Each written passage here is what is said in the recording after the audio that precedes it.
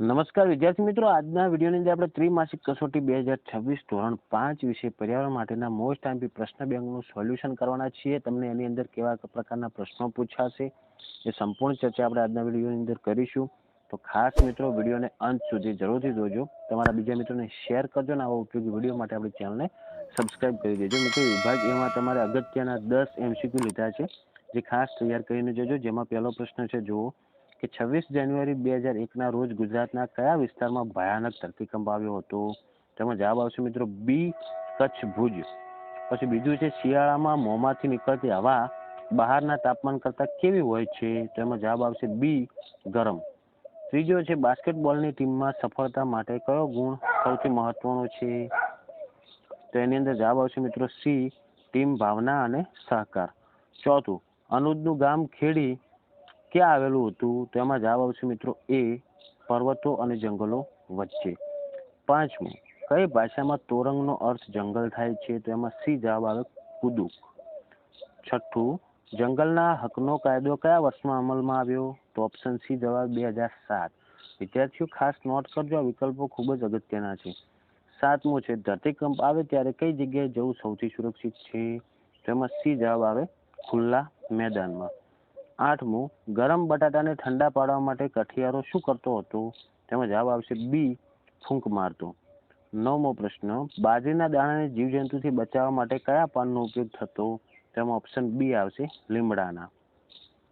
10મું, Nagpada basketball association ક્યાં આવેલું છે? તેમાં સી જવાબ આવશે, મુંબઈ। પછી તમારે ખરા ખોટા અને ખાલી જગ્યાઓ આવશે, જેમાં ખરા ખોટામાં પહેલું છે, જુઓ ધરતીકંપના સમયે મજબૂત ટેબલ નીચે બેસી જવું જોઈએ, તો આવશે જવાબ ખરું।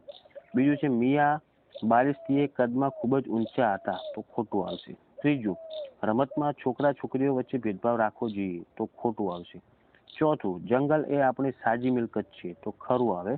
અને પાંચમું, ખેડી ગામમાં નદી પર બંધ બાંધવાનો હોવાથી લોકોએ ગામ છોડવું પડ્યું, તો એ ખરું થશે। હજુ મિત્રો ખાલી જગ્યાઓ કઈ કઈ છે, જેમાં છે જુઓ પહેલી કે જ્યારે આપણે ખાલી જગ્યા અંદર લઈએ તો એમાં જવાબ આવશે મિત્રો જ્યારે આપણે શ્વાસ, જો ઉપર નોટ કરેલું છે એ ખાલી જગ્યાનો જવાબ છે કે જ્યારે આપણે શ્વાસ અંદર લઈએ છીએ ત્યારે આપણી છાતી બહાર આવે છે।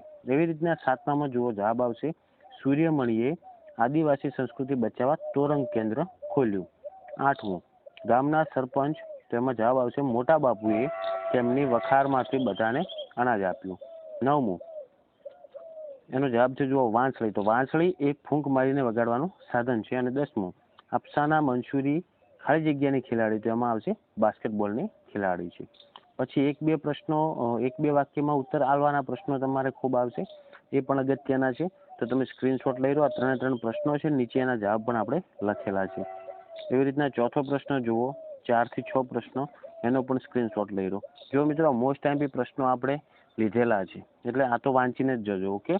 પછી 7મો, અરીસા પર ફૂંક મારતા તે ઝાંખો કેમ દેખાય છે?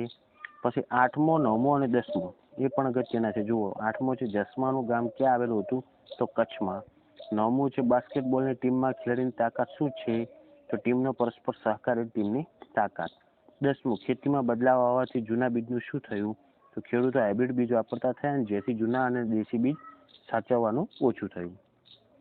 પછી વિભાગ ડી, મોટા પ્રશ્નો પણ તમારે આવશે, તો એ પણ આપણે લીધા છે, જેમાં પહેલા બે પ્રશ્નોનો સ્ક્રીનશોટ લઈ અને એના જવાબ પણ સામે લખેલા છે। જુઓ પહેલો પ્રશ્ન છે, ધરતીકંપ આવે ત્યારે કઈ સાવચેતી રાખવી જોઈએ? તો એનો જવાબ છે આખો। પછી બીજું છે, જંગલો આપણી સાજી બેંક છે, સમજાવો। અને ત્રીજો પ્રશ્ન છે કે ગામડાના જીવન અને શહેરના જીવનમાં અનુજને કયો તફાવત લાગ્યો? તો જવાબ આવે જુઓ, ગામડામાં શાંતિ, નદીઓનો કલરવ અને લોકો વચ્ચે પરિવાર જેવો પ્રેમ હતો, જ્યારે શહેરમાં ભીડ હોવા છતાં તેને એકલું લાગતું હતું। અહીં દરેક વસ્તુ, પાણી, વીજળી, ખોરાક માટે પૈસા ચૂકવવા પડતા હતા। પછી ચોથો પ્રશ્ન, સ્વચ્છતા રાખવા માટે આપણે શું કરી શકીએ? એનો પણ જવાબ આપણે જુઓ લખેલો છે, સ્ક્રીનશોટ લેવાનો, વાંચીને જવાનું। અને 5મું કે રમત ગમતમાં જાતિગત ભેદભાવ દૂર કરવા શું કરવું જોઈએ? તો એનો પણ નીચે જવાબ છે, ઓકે મિત્રો। તો જુઓ મિત્રો, આ થઈ ગયું આપણે પ્રશ્ન બેંક તમારા માટે ખૂબ જ ઉપયોગી બનાવી હતી, અને સચોટ એનો સાચો જવાબ પણ નીચે આપેલો હતો. તમને મેં કીધું એ પ્રમાણે સ્ક્રીનશોટ લઈ અને પ્રશ્નો તૈયાર કરી નાખજો. ઓકે મિત્રો, તો આશા રાખું છું કે વિડીયો તમને ઉપયોગી બન્યો હશે. તો વિડીયોને લાઇક કરજો, બીજા મિત્રોને શેર કરજો અને આવા ઉપયોગી વિડીયો માટે આપણી ચેનલને સબસ્ક્રાઇબ કરી દેજો.